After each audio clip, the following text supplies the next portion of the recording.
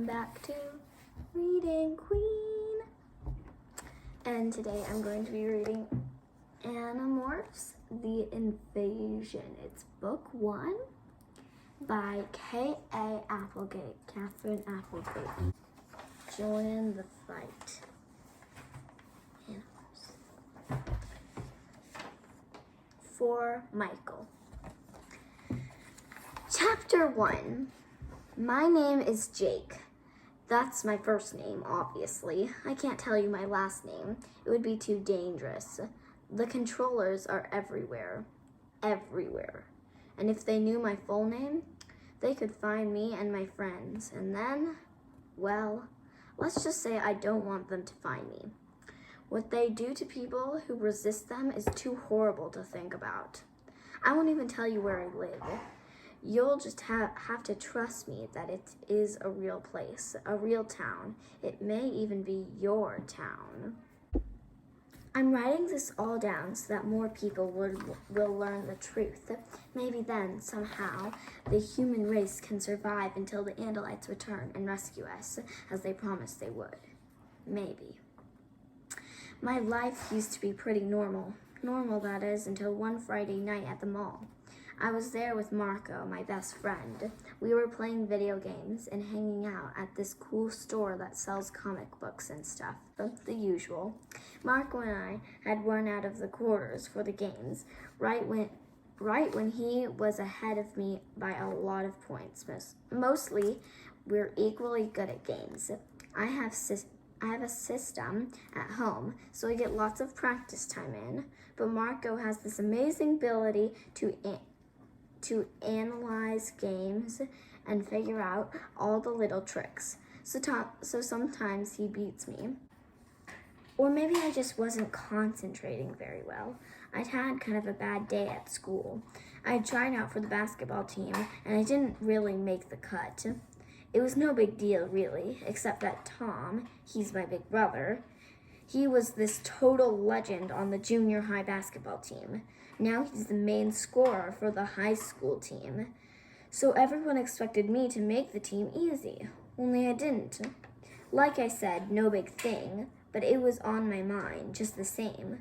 Lately, Tom and I hadn't been hanging out as much, not like we used to. So I figured, if I got his old position on the team... Well, anyway, we were out of money and getting ready to head home when we ran into Tobias. Tobias was, I guess he was still kind of a strange guy. He was new at school, and he wasn't the toughest kid around, so he got picked on a lot. I actually met Tobias when he had his head in a toilet. There were these two big guys holding him down and laughing while they flushed, sending Tobias's straggly blonde hair swirling around the bowl. I told the two creeps to back off, and ever since then, Tobias figured I was his friend. "What's up?" Tobias asked. I shrugged. "Not much. We're heading home." "Out of quarters," Marco commented. Certain people keep forgetting that the sleaze troll shows up right after you cross the nether fjord. So certain people keep losing the game and losing our quarters. Marco kept jerking his thumb at me, just in case Tobias couldn't figure out who he meant by certain people. "So, maybe I'll walk home with you guys," Tobias said. I said, "Sure, why not?" We were heading for the exit when I spotted Rachel and Cassie. Rachel is kind of pretty, I guess. Okay, she's very pretty, although since she is my cousin, I don't really think about her that way. She has blonde hair and blue eyes and that kind of very clean, very wholesome look. She's one of those people who always know the right clothes to wear and how to look like they just walked out of one of those fashion magazines girls like. She's also very graceful because she takes gymnastics, even though she says she's too tall to ever be really good at it. Cassie is sort of the opposite. For one thing, she's usually wearing jeans and a plaid shirt, or something else really casual. She's black and wears her hair very short most of the time.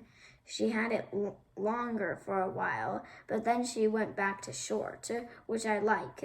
Cassie is quieter than Rachel, more peaceful, like she always understands everything on some different, more mystical level.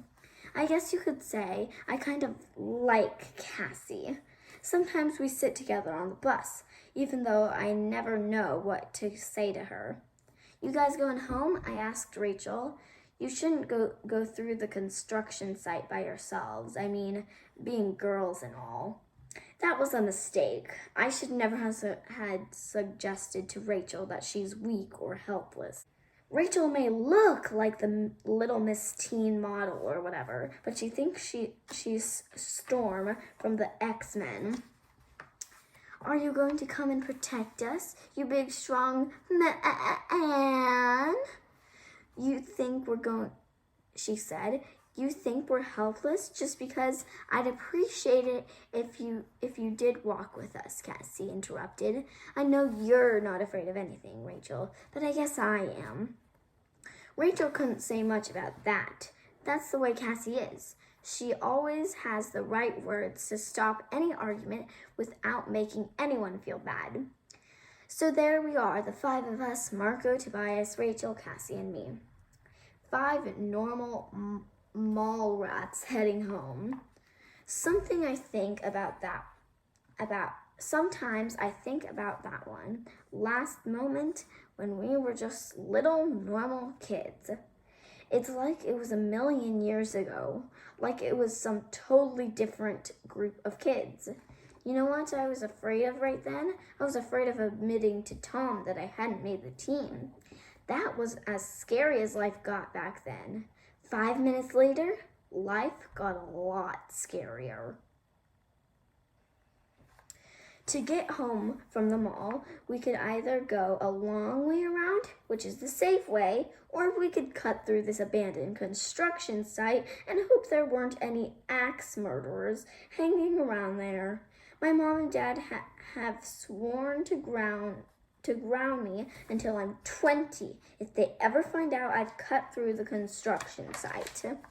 So anyway, we crossed the road and headed into the abandoned construction site. It was a big area surrounded on 2 sides by trees, with the highway separating it from the mall. There's a broad open field between the construction site and the nearest houses. It's a very isolated place. Originally, it was supposed to be this new shopping center. Now it was just all these half-finished buildings looking like a ghost town. There were huge piles of rusted steel beams, pyramids of giant concrete pipes, little mountains of dirt, deep pits that had filled up with black, muddy water, and a creaking, rusted construction crane that I had climbed once while Marcus stayed below and told me I was being an idiot. It was a totally deserted place, full of shadows and sounds that made the hair on the back of your neck stand up. When Marco and I went there during the day, we always found all these beer cans and liquor bottles. Sometimes we found the ashes of little campfires back in the hidden nooks and crannies of the building, so we knew that people came there at night. All that was on my mind as we crept through the site. It was Tobias who saw it first. He had been walking along, gazing up at the sky. I guess he was looking at the stars or something. That's the way Tobias is sometimes, off in his own world. Suddenly, Tobias stopped. He was pointing almost straight up. Look, he said. What? I didn't want to be distracted because I was pretty sure I'd heard the sound of a chainsaw killer creeping up behind us.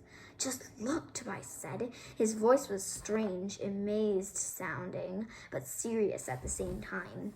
So I looked up, and there it was, a brilliant blue-white light that scooted across the sky. going fast at first, too fast for it to be an airplane, then slower and slower. What is it? Tobias shook his head. I don't know. I looked at Tobias, and he looked back at me. We both knew that what we thought it was, but we didn't want to say it. Marco and Rachel would have laughed, we figured. But Cassie just blurted it right out. It's a flying saucer! And that is the end of the chapter.